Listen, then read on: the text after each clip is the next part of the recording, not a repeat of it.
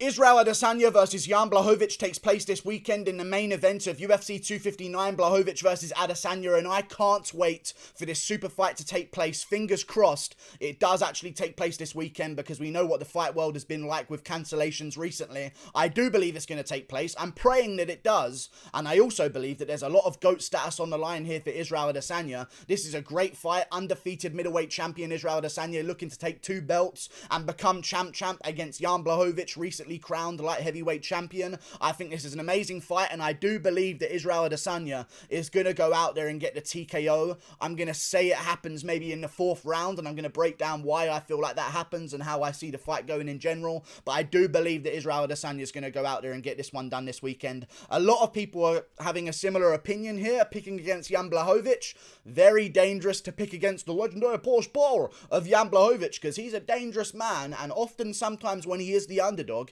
he channels those minus odds into his legendary Porsche power, and he KOs people out cold. I feel like Jan Blachowicz has been the underdog in his past however many fights. I mean, it feels like every single fight Jan Blachowicz is in, he's the underdog and he switches someone's lights off. However, Israel Adesanya, in my opinion, is still going to go up there, TKO Jan Blachowicz in the 4th round, and if he does do that, you're talking about a real jump up in GOAT status, because I would argue, before I even get into how I see the fight going and why I'm predicting Adesanya, let's talk about GOAT status here, because I know a lot of people after Adesanya wins this weekend, if he does win, I don't want to get ahead of myself, because Jan Blachowicz is dangerous. He's got power. Yoel Romero cracked Israel Adesanya in the 1st round. I don't know if Israel Adesanya is going to take that same shot if Jan Blachowicz throws it. It's a dangerous fight, okay? But I feel like Adesanya is going to win. Okay? I really do. And I think if he does win, he's the most impressive champ in UFC history. In all honesty, I know a lot of people are going to say, he beat Jan Blachowicz, who isn't really John Jones in the light heavyweight division, so it doesn't really count as being a champ because Jan Blachowicz is not a real champ. Everyone who has eyes knows that Dominic Reyes beat John Jones.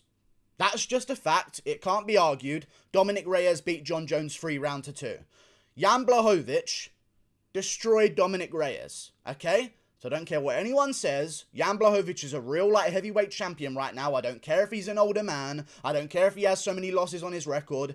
He's the real light heavyweight champ right now, and if Israel Adesanya beats him, most impressive champ in UFC history, in my opinion. Henry Cejudo, another champ in UFC history, wasn't undefeated at one point, at least in recent history. All of these champs that have come around with Conor McGregor, Henry Cejudo, Daniel Cormier. Daniel Cormier wasn't the man in the light heavyweight division. He wasn't undefeated at light heavyweight, and he went up and took the heavyweight belt. Did quite well, but he wasn't completely perfect legacy-wise in the light heavyweight division, because he had that loss to John Jones beforehand.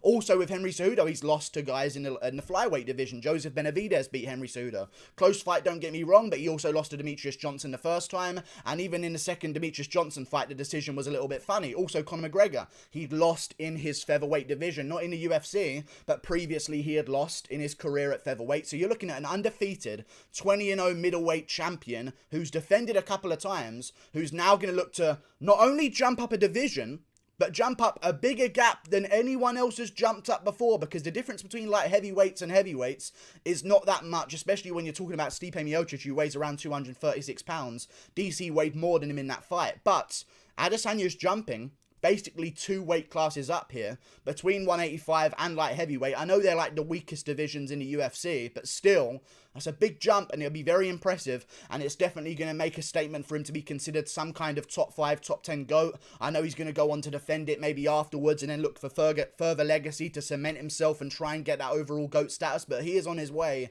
to doing just that. I just feel like he's going to be too fast for Jan Blachowicz this weekend. I don't see a way that the legendary Porsche Power wins. I really don't. I think Jan Blachowicz is he's going to be a little bit too slow out there, man. He's a nice, big, strong guy, don't get me wrong. He's a massive guy for the division. Adesanya's going to be a bit bigger than some people expect, because I know there's this massive, weird lie around the UFC community that everyone seems to be spitting out, that Adesanya doesn't cut weight to make 185. Adesanya's around 200 and something pounds. He cuts down to 185 like everyone else. I know he comes in under the limit, but he's drawn out, he's sweating, he's doing in the hot baths, he's doing the weight cut like everyone else. I don't know why everyone just started saying this narrative that he doesn't cut weight and he's not a big guy. He's nearly 6'4". Jan Blachowicz is about 6'1", maybe 6 foot. I know the heights say that Jan is 6'2", and Adesanya is 6'4", but I feel like the difference in height is going to be the same, but they're not both that tall. We've seen that before. Adesanya, I feel like, is just barely 6'3" or something like that, and Jan Blachowicz maybe close to the 6'1" area or 6 foot at the end of that scale. I'm not too sure.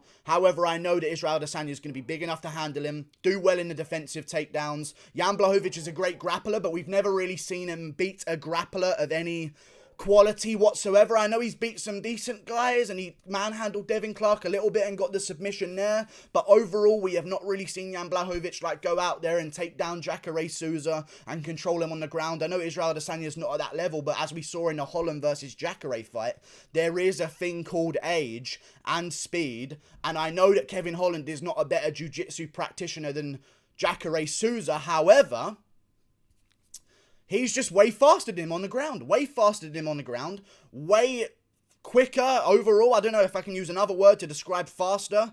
More powerful on the ground. Way more fast twitch muscle fiber on the ground. Was able to KO Jacare off of his back. And even before that on the ground with Jacare, Kevin Holland was able to put him in triangle situations. There's just something about athleticism that can make up for years in the game. Israel Adesanya is a hell of an athlete. I know he calls himself the runt of his litter or whatever like that. He calls himself a skinny guy. Israel Adesanya is not a skinny guy. He is muscled up. He's got muscles. He's going to be bigger in the light heavyweight bout as well. He looks like he's bulked up a little bit for the occasion, and he doesn't really need power because he has that placement where you can just land straight on that chin with that big knuckle on his hand, the middle knuckle that he has that's massively protruding. If that lands on your chin, you're going to go out. Jan Blachowicz has been slept before, and I'm just looking at fights like the Thiago Santos one where Santos was chopping at his legs early, taking it patient. UFC Prague, Jan Blachowicz versus Thiago Santos, chopping at Blachowicz's legs early. Blachowicz gets a little bit frustrated in the later rounds, losing rounds overall. He knows he's losing rounds overall, so he goes forward, tries to make an exchange happen, gets a bit reckless and gets counter hooked by Thiago Santos, slept out cold and finished afterwards. I think we're going to see an exact repeat, but a little bit of a cleaner performance by Israel Adesanya here. I think both guys are going to go out there in the first round, stand up. I know that Jan Blachowicz is talking about grappling. I promise you he won't grapple. That is a factor, and he might go out there and grapple and just be too big for Adesanya on the ground. And if you're picking Jan Blachowicz, I feel like this is kind of what you're counting on if you don't think he's going to get the one-punch KO over Adesanya. But I truly believe that Jan Blachowicz is not going to go out there and grapple, because I have picked people to follow game plans that aren't their ideal game plans so many times, and fighters never do it when all the stakes are on the line. When it's the highest stakes and everything is on the line, fighters do what they do best. They do what they're most comfortable doing. And Jan Blachowicz is most comfortable staying on the feet, waiting for someone to make a mistake, and landing that legendary Polish power. I can't stop saying that. Jan Blachowicz is dangerous, man.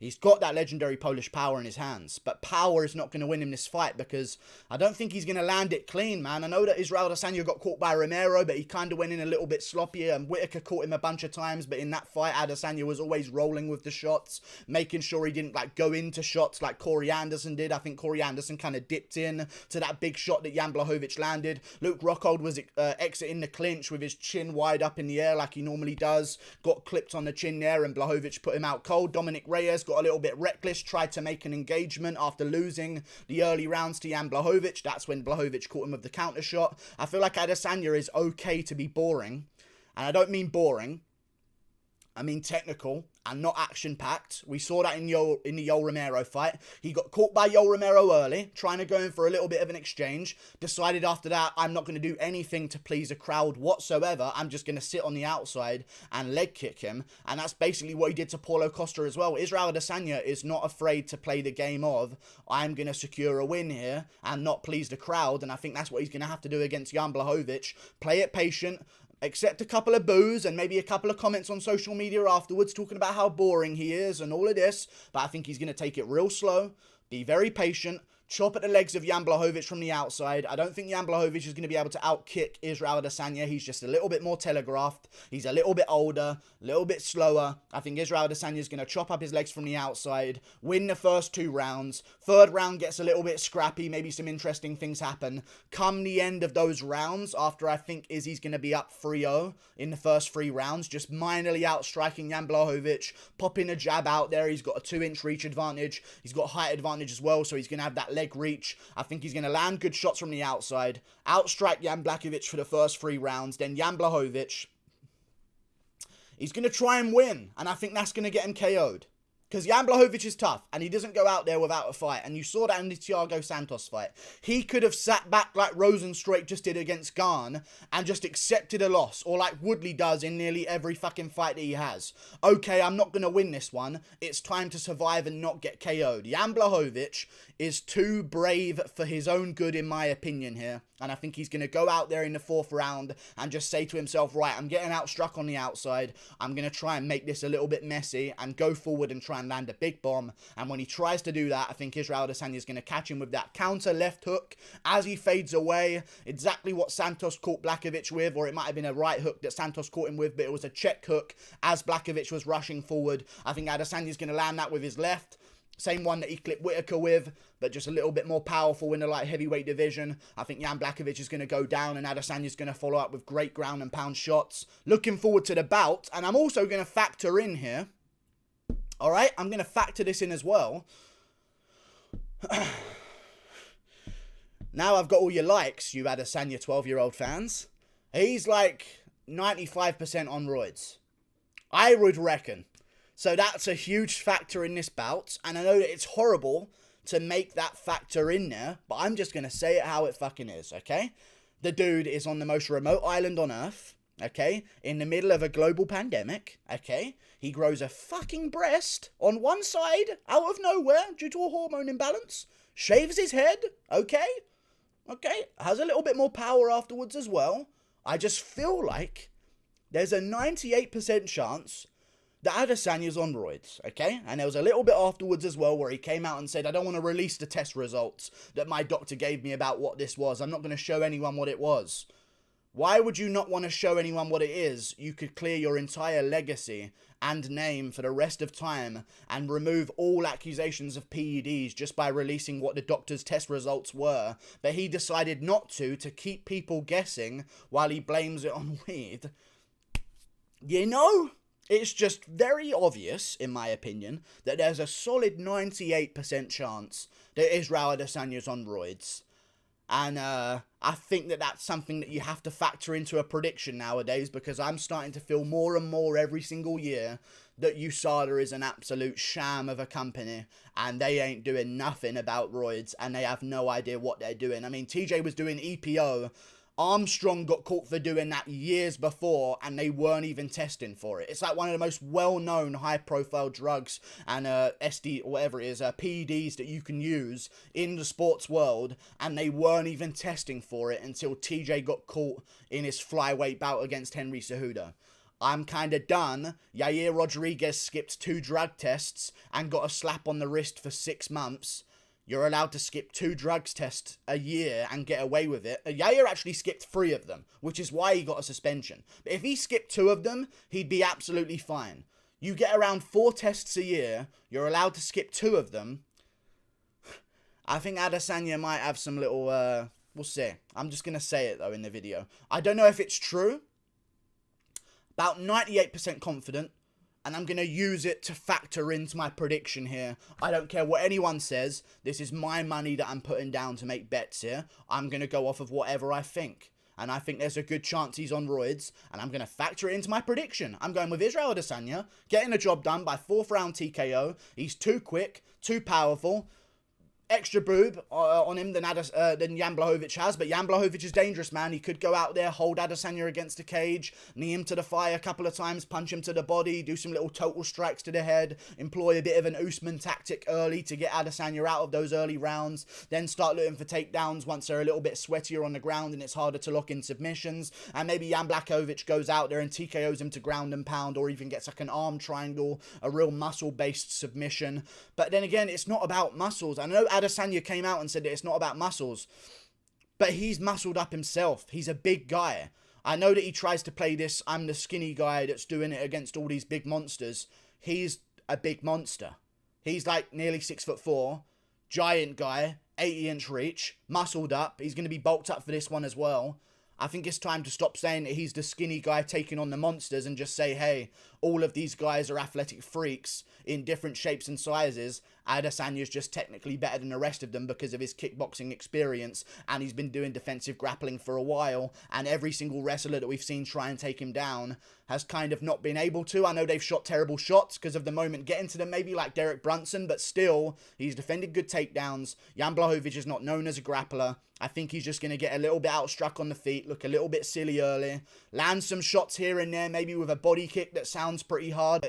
Israel Adesanya will catch that body kick, rip back to the body of yours. We saw that against Paulo Costa. I just think that Jan Blachowicz is going to get outpieced early on in the fight, not be able to land a big shot. Then the fourth round comes around. Jan Blachowicz says, fuck it, couldn't land a legendary Polish power. I'm going to go crazy and try and get a finish here. And that's when Israel Adesanya will find his shot and put him down in the fourth round by TKO. Israel Adesanya gets the job done. Like and subscribe. Thank you for watching. Click that button up there. And after this one, regardless of what happens, okay? Regardless of what happens after this fight, I don't care about John Jones Adesanya. Okay, right now, if he does beat Jan Blachowicz, I don't want to see that fight next. I don't want to see Adesanya go up to heavyweight next after this fight. You know what I want to see? I don't want to see him go down to middleweight afterwards. Glover Teixeira has earned his title shot. Give that poor old man his title shot, regardless of the result of this fight. And I'm being deadly serious. I will revolt and attack the UFC PI with, not a Molotov, because that is a call to violence, with a milkshake. Maybe, but who knows what it's going to be.